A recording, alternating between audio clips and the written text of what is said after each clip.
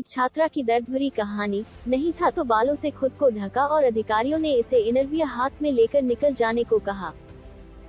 केरल के कोलम जिले में 17 जुलाई को Marthoma institute of information technology meet में नीट परीक्षा से पहले जांच के नाम पर लड़कियों के इनरवियर उतरवाए गए थे।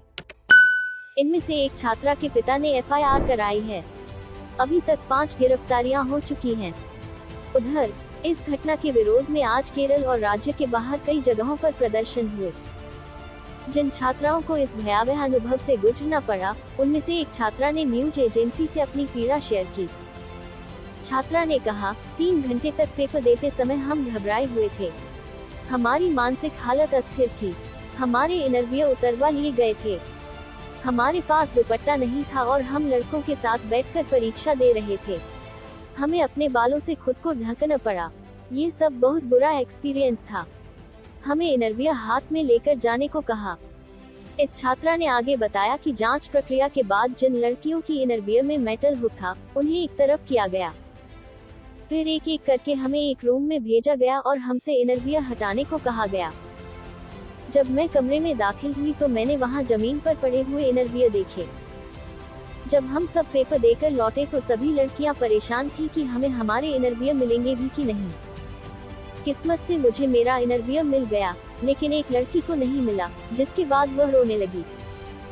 उसका रोना सुनकर वहां मौजूद अधिकारी पूछने लगे कि वह रो क्यों रही है। उन्होंने हमसे कहा कि यह जांच प्रक्रिया का हिस्सा है।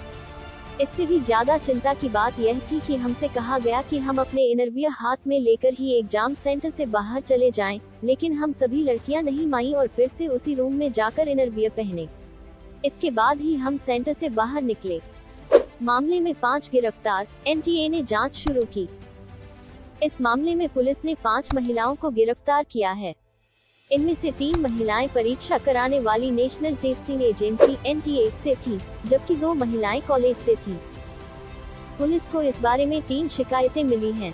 वहीं एनटीए ने फैक्ट फाइंडिंग कमेटी बनाई है। केंद्रीय शिक्षा मंत्रालय ने कहा कि विदेश और संसदीय मामलों के राज्य मंत्री वी मुरलीधरन और केरल के अन्य जनप्रतिनिधियों ने इस संबंध में शिक्षा मंत्री धर्मेंद्र प्रधान से मुलाकात की है। इस बारे में केरल की शिक्षा और सामाजिक न्याय मंत्री डॉक्टर आर बिंदु ने भी केंद्रीय शिक्षा मंत्री को एक पत्र लिखा है। चलिए जानते हैं कि आखिर क्या है नीट का ड्रेस कोड। 1. क्या नीट का कोई ड्रेस कोड है? हाँ, national eligibility cum entrance test यानी नीट के इंफॉर्मेशन ब्रोशर 2022 में परीक्षा में शामिल होने वाले महिला और पुरुष कैंडिडेट्स के ड्रेस कोड की जानकारी दी गई है। साथ ही इसमें परीक्षा में नहीं ले जा सकने वाले यानी प्रतिबंधित सामानों की भी लिस्ट है। 2. क्या है नीट का ड्रेस कोड? लंबी बाह वाले हल्के कपड़े पहनने की अनुमति नहीं है। चप्पल और कम हील वाली सैंडल पहनने की अनुमति है।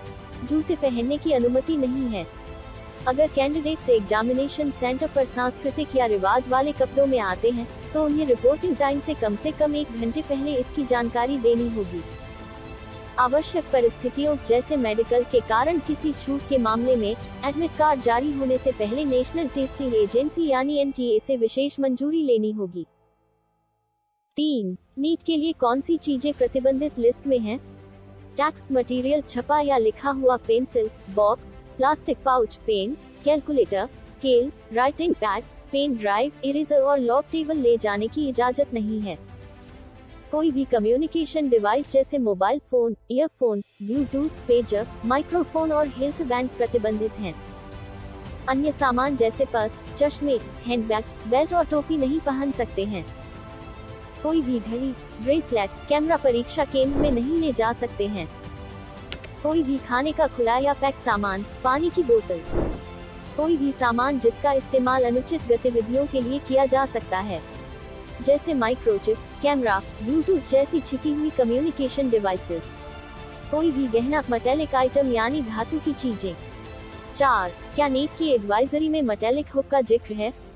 नहीं, नीट की एडवाइजरी में किसी तरह के गहने मेटेलिक चीजों पर रोक तो है, लेकिन एडवाइजरी में ये नहीं कहा गया है कि मेटेलिक हुक वाले कपड़ों पर भी प्रतिबंध है।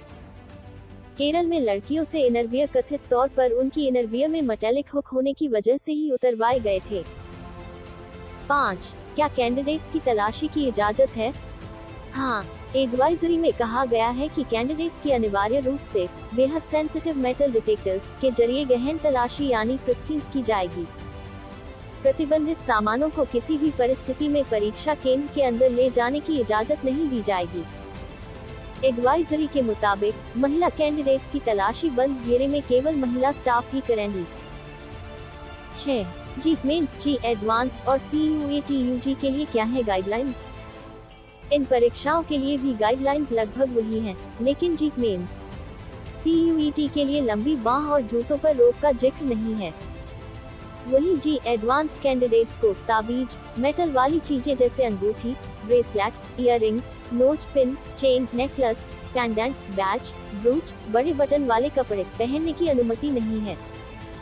इन कैंडिडेट्स को खुले जूते जैसे चप्पल और सैंडल पहनने की इजाजत होती है। 7. 2017 में भी नीट में ऐसा ही एक विवाद होने की वजह क्या थी? मई 2017 में केरल में नीट के एक परीक्षा केंद्र में प्रवेश से पहले कुछ फीमेल कैंडिडेट्स के इंटरव्यू उतरवाने के मामले में 4 महिला टीचरों को सस्पेंड कर दिया गया था।